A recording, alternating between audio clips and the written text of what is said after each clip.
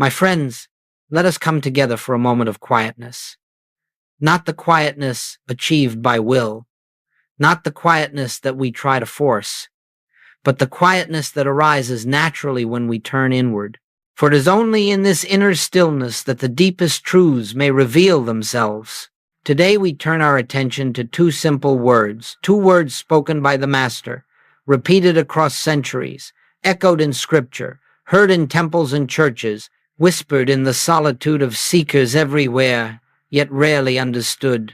These words are not phrases to be memorized.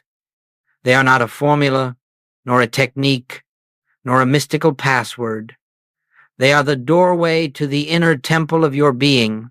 They are the announcement of the presence that has been with you from the beginning. They are the foundation upon which all spiritual realization rests. The words are simply, I am. When Jesus declared, I am the way, the truth, and the life, he was not speaking of a man. He was not pointing to a personal self. He was revealing the nature of the presence that animated him, lived through him, and healed through him.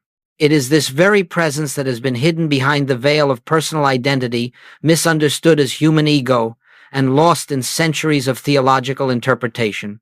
But as we gather in consciousness now, we set aside all interpretations, all inherited beliefs, all preconceived ideas. We come not to learn about the I am, but to discern its activity as the essence of our own being. For you see, the I am is not a name. It is not a statement of human personality. It is the infinite announcing itself. It is the divine self revealing its nature. Every time the Master spoke those words, he was opening the curtain and allowing us to behold the eternal truth, that God is the I of you and the I of me.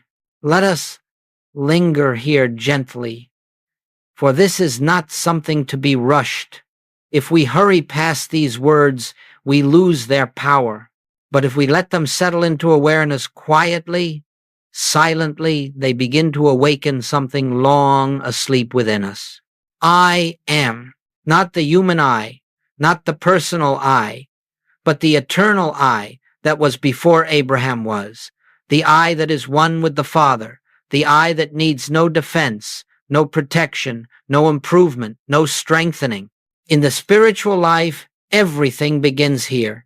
And without this recognition, no amount of prayer, study, or effort can bring about the transformation the soul longs for.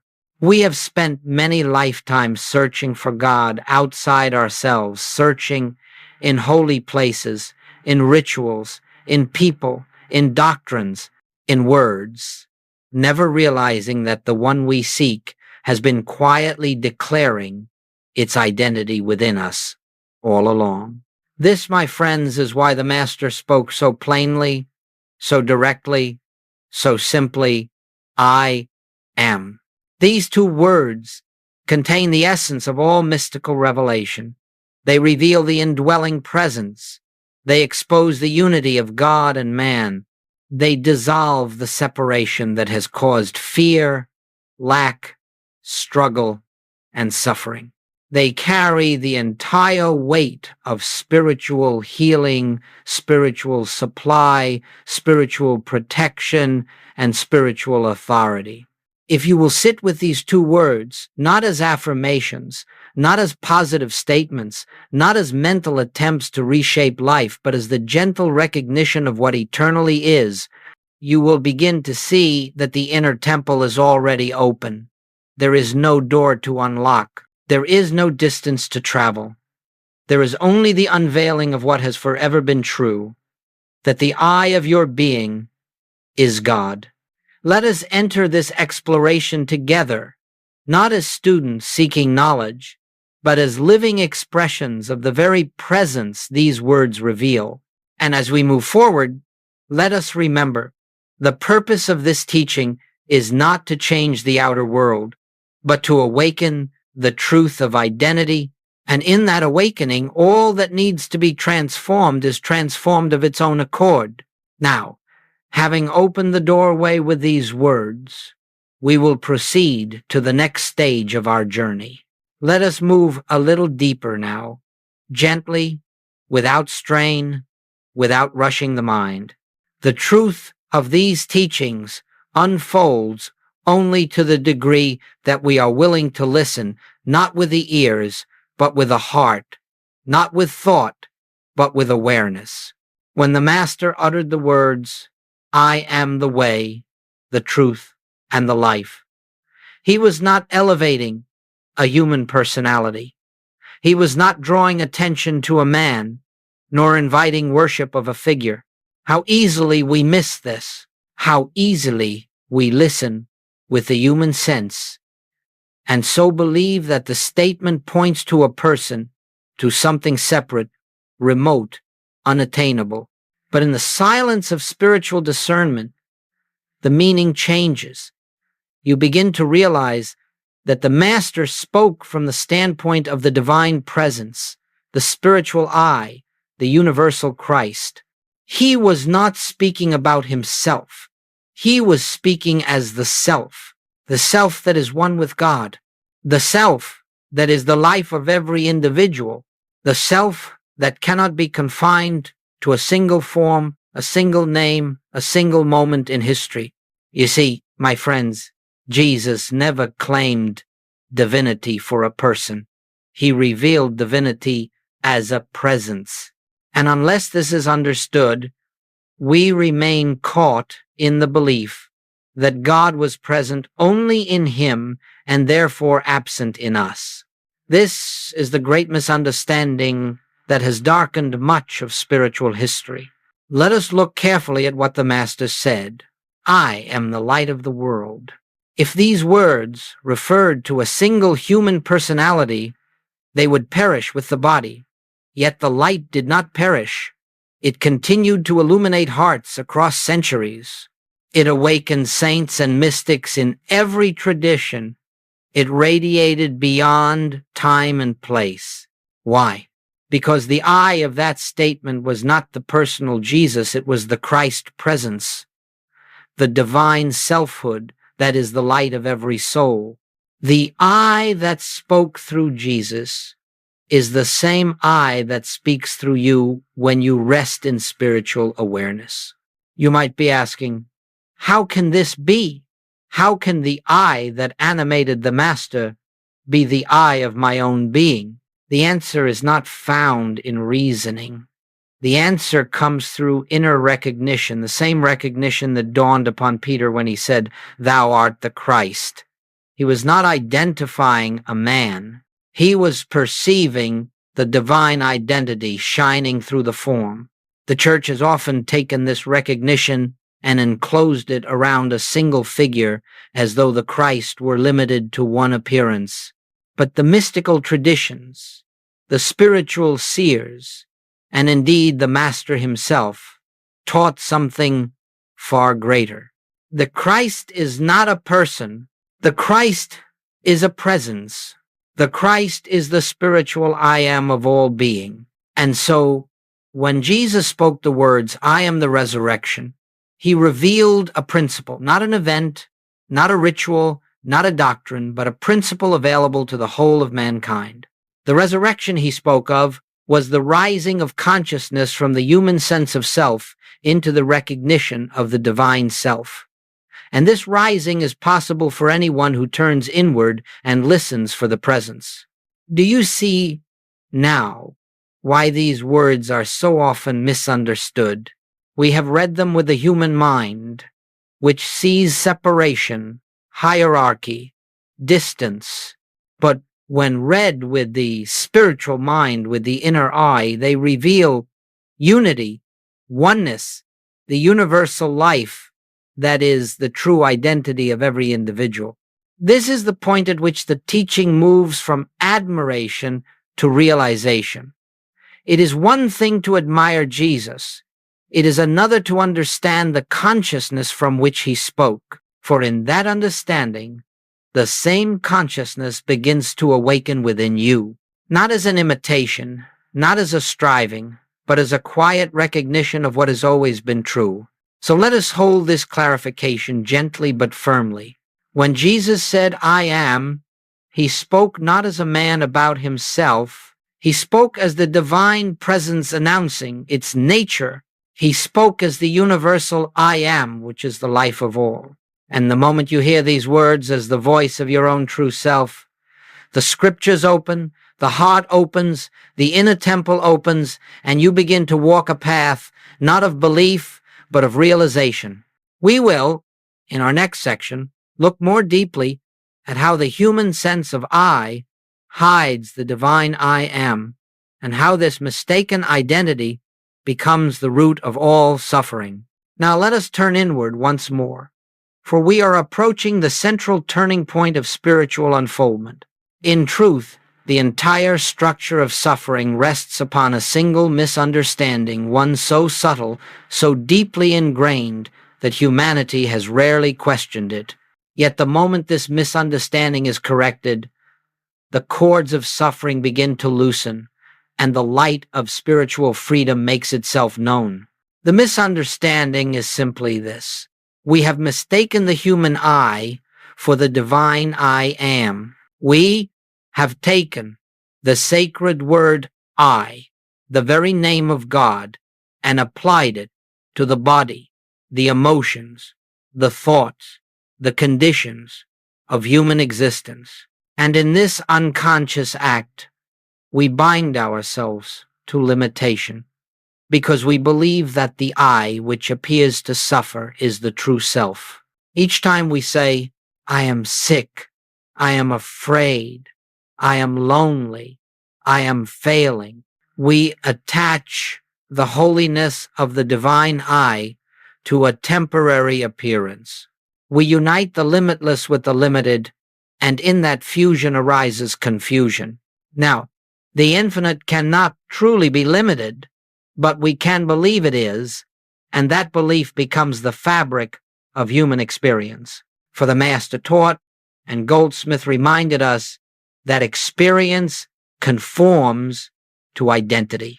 As a man thinketh in his heart who he is, so is his experience shaped. Let us look gently, quietly, at how this confusion operates. A feeling arises, perhaps fear. Immediately the unawakened mind says, "I am afraid." But who is this I? Is it the body? Is it the passing emotion? Is it the conditioned mind? Or is it the divine presence that is the same yesterday, today, and forever? Can the infinite be afraid? Can the I that Jesus spoke of be threatened? Can the eternal suffer the fluctuation of moods? You see, it is not the fear itself that binds us, it is the false identification with it. The fear passes quickly if not claimed, but once we attach the sacred I to it, we breathe life into it, we make it part of our sense of self, and thus we prolong it. The same is true of illness. The body may present symptoms. That is the nature of form. But the mistake, the real illness, is the thought, "I am sick." The I that you truly are cannot be sick. It cannot deteriorate. It cannot be harmed. It cannot lack vitality, for it is the infinite life that animates all. This is why the Master spoke from the standpoint of the divine I am. He never said, "I am weak, I am uncertain, I am troubled."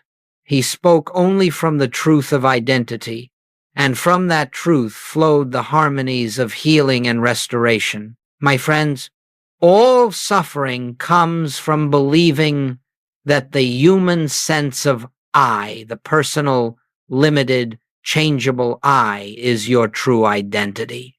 This false sense of self is the only thing that can fear, the only thing that can lack, the only thing that can be wounded or offended. When you identify with it, you live in its bondage. When you withdraw identification from it, you discover that the divine I am has been yourself all along. The entire spiritual path, as Goldsmith taught, is not a journey of improving the human self. It is the recognition that the human self was never you.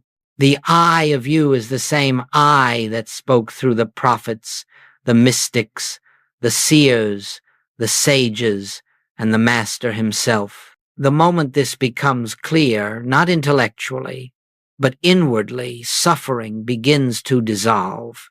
Not because we fight it, not because we resist it, not because we use spiritual power to overcome it, but because the one who suffered is no longer believed to be the self.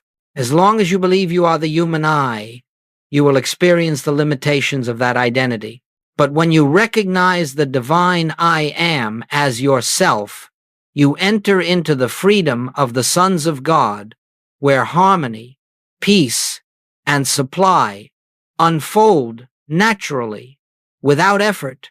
We will move in our next section into the deeper work of learning how to hear these I am statements with spiritual ears, so that the truth behind them reveals itself directly within your own consciousness.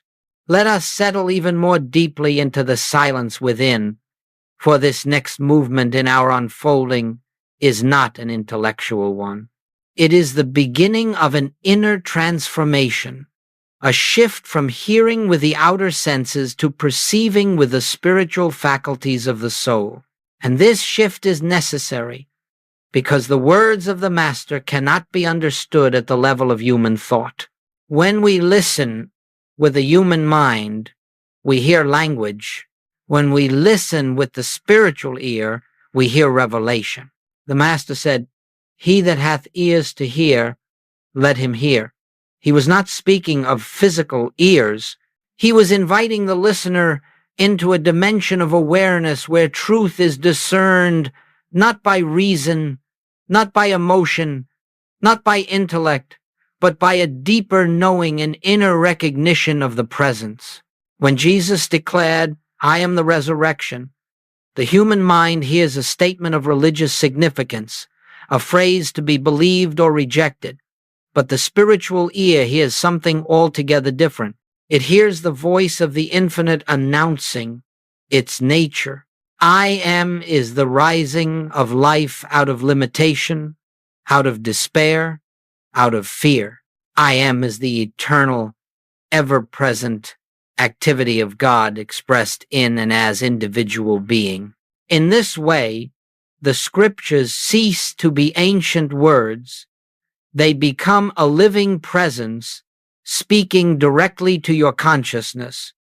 You discover that you are not reading truth, you are being addressed by truth.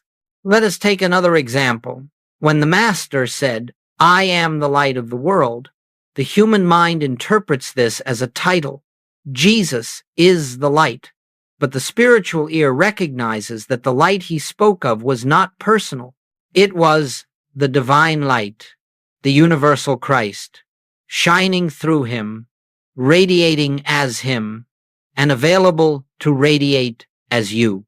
This is why Goldsmith taught that the Bible must be read not historically, but spiritually.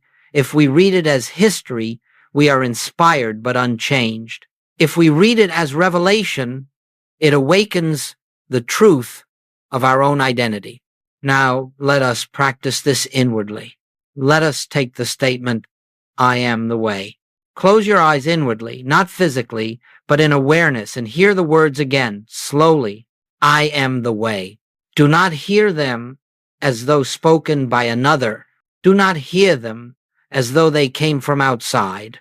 Let them arise within you from the depth of your own being.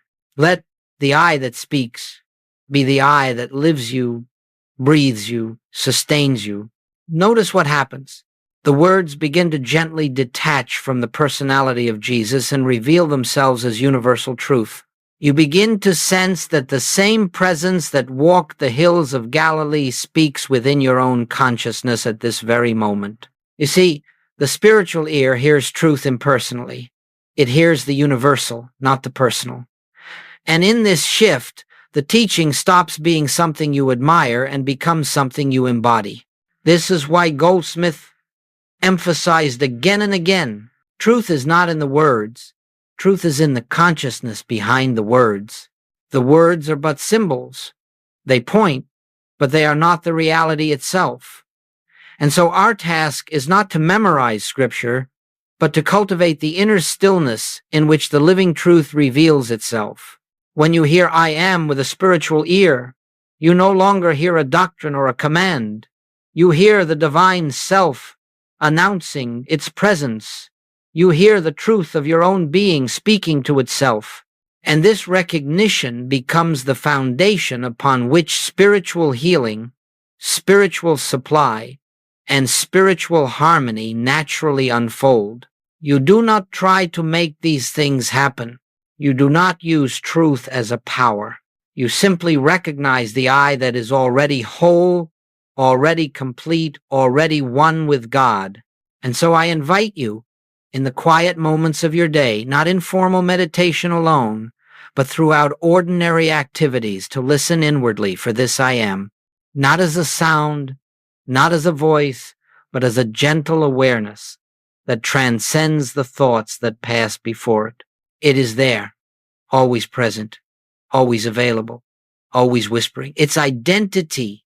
As you listen, the shift begins. You cease hearing the words of Scripture with the mind. You begin hearing them with the soul.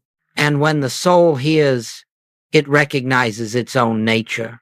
In our next movement, we will look at the great error that arises when people try to use these holy words as techniques or tools, and why the "I am" can never be employed by the human self, but only revealed by divine grace.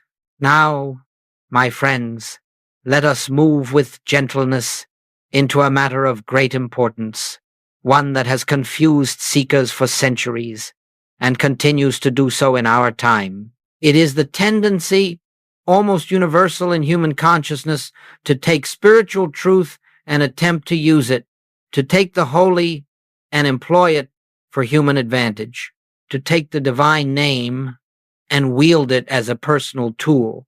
And this, more than anything else, is the cause of spiritual disappointment. You see, the sacred words "I am" were never given as a technique. They were never intended to be used by the human mind to accomplish human ends. They were revealed as truth, not as a device. They are a recognition, not a power to manipulate. In fact, the very moment the human self tries to use the "I am," it loses all access to its real meaning.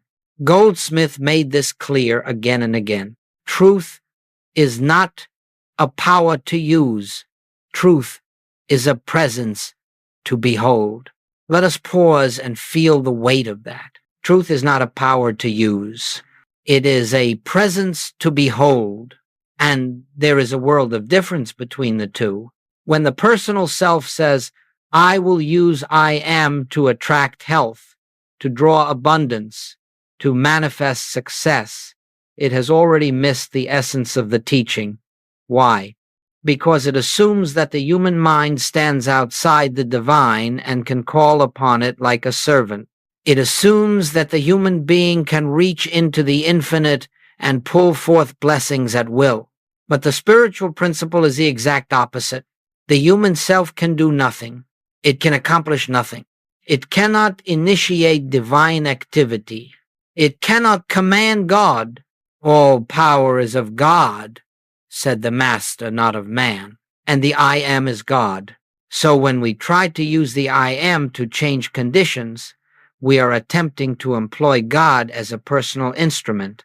And this always fails because it is built on a faulty premise, the premise that there are two selves, a little self who needs something and a divine self who can give it. There are not two. There is only one. The I am is the only self. Consider for a moment the wind. You cannot push the wind. You cannot pull the wind. You cannot command the wind, but you may stand still enough to feel its movement. And in that stillness, you discover that its motion becomes your motion, effortlessly. So it is with the I am. It cannot be grasped by the mind. It cannot be used as a tool. It can only be recognized That is why any attempt to affirm, I am strong, I am wealthy, I am healed, is ultimately rooted in a misunderstanding. It is the human self trying to cloak itself in divine language. It is the personal ego painting spiritual colors upon itself, yet remaining unchanged underneath. Goldsmith would remind his students, you cannot make truth true by affirming it. Truth is already true. God is already the I of your being. Supply is already infinite. Life is already indestructible. Love is already the essence of your nature. The role of the seeker, then, is not to use truth, but to witness it. Not to employ the I am, but to yield to it. Not to manipulate, but to surrender. When you stop trying to use God, you begin to feel God. When you stop trying to make the I am produce results, the presence reveals itself. When you cease striving, you discover that grace has been operating all along. Let us take a moment here, a moment of silent humility. Let us acknowledge that the human self has no power. Let us release any urge to control, to direct, to compel, and let us rest in the knowing. The I am is the only power.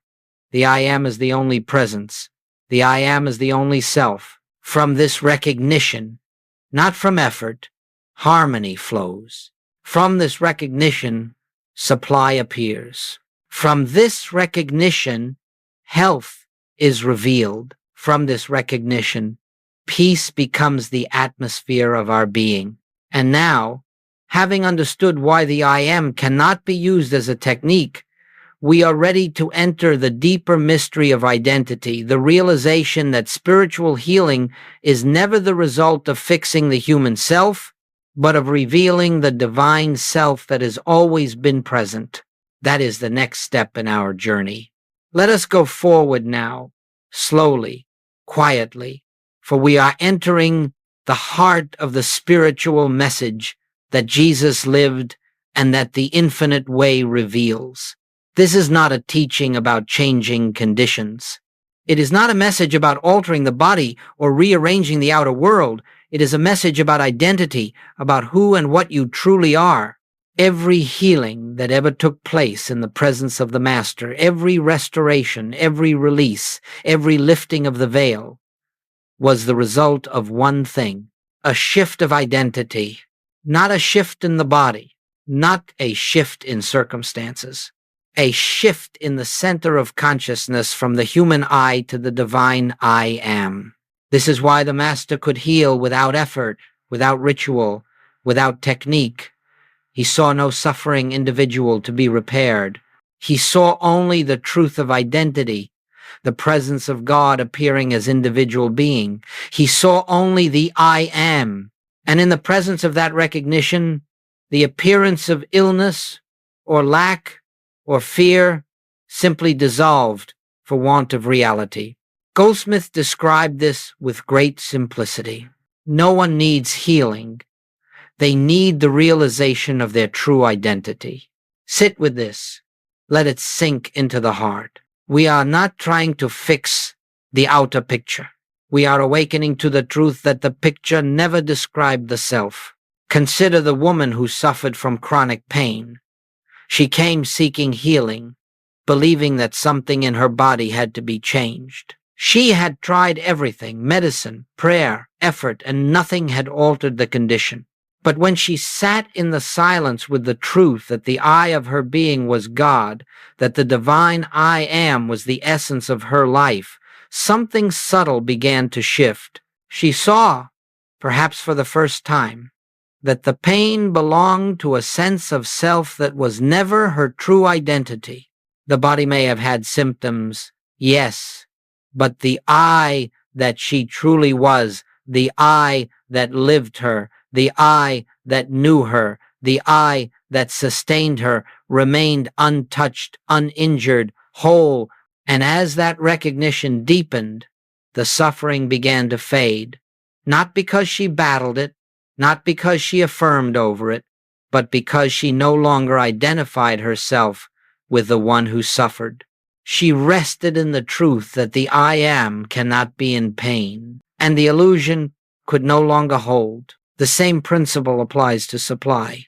There was a man whose business seemed on the brink of collapse.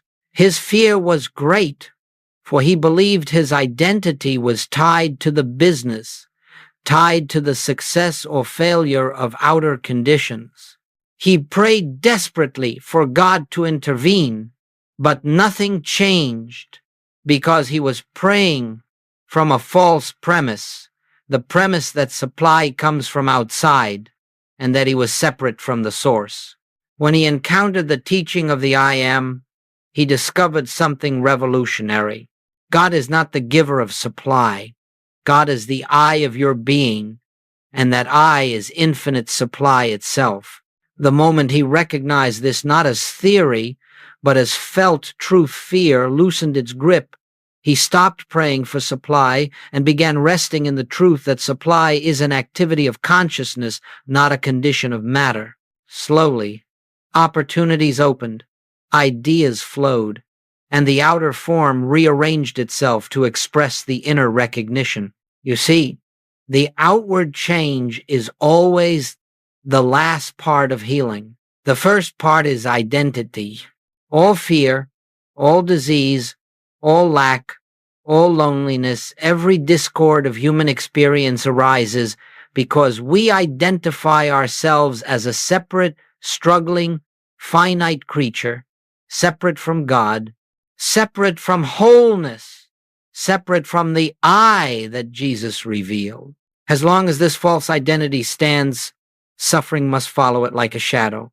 But the moment we recognize even faintly that the I of our being is God, that the I am is the only self, the shadow begins to disappear, not because we fight it, but because we have turned toward the light. Spiritual healing, then, is not a battle, it is not a project, it is not a matter of using God to fix the human condition. It is the quiet realization that the human condition never described your true self. The I am has never been sick. The I am has never lacked. The I am has never feared. The I am has never been alone. And the more we rest in this realization, not with strain, not with effort, but with deep humility, the more harmony flows of its own accord. Grace reveals itself not as something given, but as the nature of the I that you are. Now that we understand this shift of identity, we are ready to explore the conscious practice that makes this realization a living experience. The sacred practice known as practicing the presence. This will be the next step in our unfolding. Let us move now into the living core of the spiritual life, the practice that transforms the truth we have heard into the truth we experience. For it is not enough to understand with the mind that the I am is our identity. It is not enough to agree with the principle, to admire it, or even to believe it.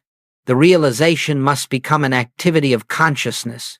It must be lived, breathed, rested in, moment by moment. This is what the Master meant when he spoke of abiding. This is what Goldsmith called practicing the presence. Now, practicing the presence is not a discipline in the human sense. It is not something we force, nor something we accomplish. It is not striving for spiritual attainment. It is the gentle turning of consciousness toward the awareness of the divine I that is always present. It begins with a pause, not the pause of the intellect, but the pause of the soul, the moment in which we withdraw attention from appearances, from the world of effects, from the rush of thoughts, and allow ourselves to sink inward, where the still small voice makes itself known. This pause can happen anywhere, in the midst of work, in a moment of fear, during ordinary tasks, or in the quiet of meditation. The place does not matter, because the presence is not in place. It is in you, as you, expressing itself through you. Let us consider how this unfolds. You may be facing a challenge, perhaps a physical discomfort. The mind wants to rush forward, to name it, to claim it, to fear it. But in that very moment, you pause. You step back inwardly and ask, gently, without effort, who is this I that is aware? You do not answer with words. You simply rest in the question, and slowly the awareness arises. The I that is aware is not the body. The I that is aware is not the sensation. The I that is aware is the I am the presence of God. In that recognition, even if it lasts only a moment, the fear loses its ground, because you have remembered that the divine self cannot be touched by changing conditions. Another moment, perhaps a sense of lack, appears. The mind reacts. It plans, calculates, worries. But you pause. You withdraw from the picture, and you turn inward to the presence that has never lacked, never hungered, never been dependent on circumstances. You feel, not think, but feel the truth. I am is my supply, not the job, not the bank account, not the world. The I of me is the infinite source. And in that moment, you have practiced the presence. Practicing the presence is not about repeating phrases. It is about recognition. Recognition of the one who lives you. Recognition of the one who breathes you. Recognition of the one who is your life. You may be washing the dishes, and you pause not outwardly, but inwardly, and feel the invisible life that animates your being. That moment is practicing the presence. You may be walking down a street and suddenly become aware of the same presence within every person you pass. That recognition is practicing the presence. You may be burdened by a sense of responsibility, and in the quietness you perceive that the work is not yours, but God's expressing through you. That relinquishment is practicing the presence. This practice does not require time. It requires awareness. It requires the willingness to step out of the belief that the human sense of self is the doer, the thinker, the chooser, the controller of life. As you develop this habit of turning inward, not as a ritual, but as a natural response, something begins to happen. You begin to sense an invisible companionship, an inner assurance, a presence that goes before you to prepare the way, that stands behind you as your protection, that lives within you as your sufficiency. This is not your imagination. This is not auto-suggestion. This is the activity of the Christ, the I am, made tangible in consciousness. And as you rest more frequently in this awareness, you will discover that harmony begins to unfold without your personal striving. Problems dissolve without your intervention. Guidance comes without your seeking. Peace establishes itself as the atmosphere of your being. This is why Goldsmith said, "Do not try to make anything happen. Rest in the presence and let grace reveal what already is." Practicing the presence is not a means to an end. It is the end, because the goal of the spiritual life is not the improvement of human experience, but the realization of the I that is God. And it is in this practice that the false sense of self begins to grow quiet, and the divine self begins to shine through, until one day you may discover that you no longer turn inward to find the presence, you live from the presence. You no longer pause to remember truth. Truth becomes your abiding state.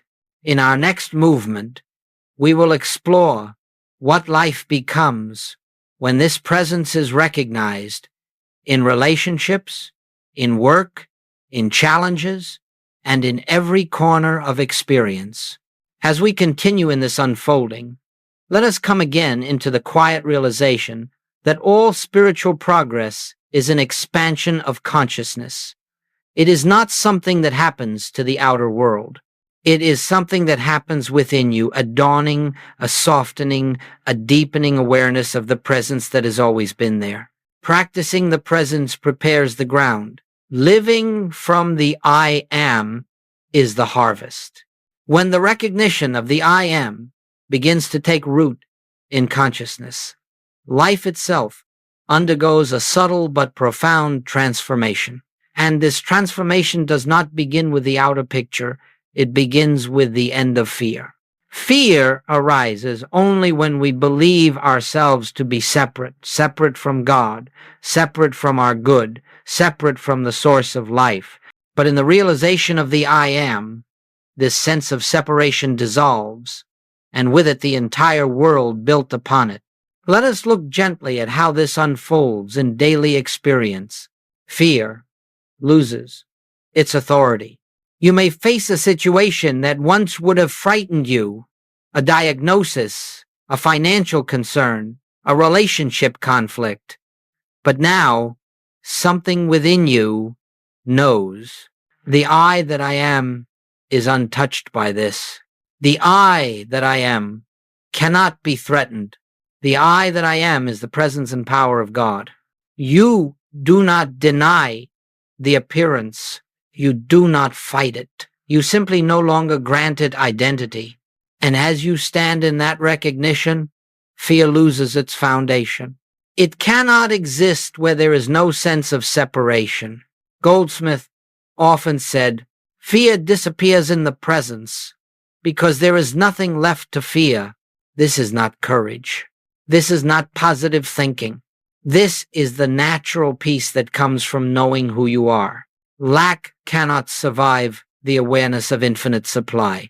To the human mind, supply seems to be in things: employment, investments, people, opportunities.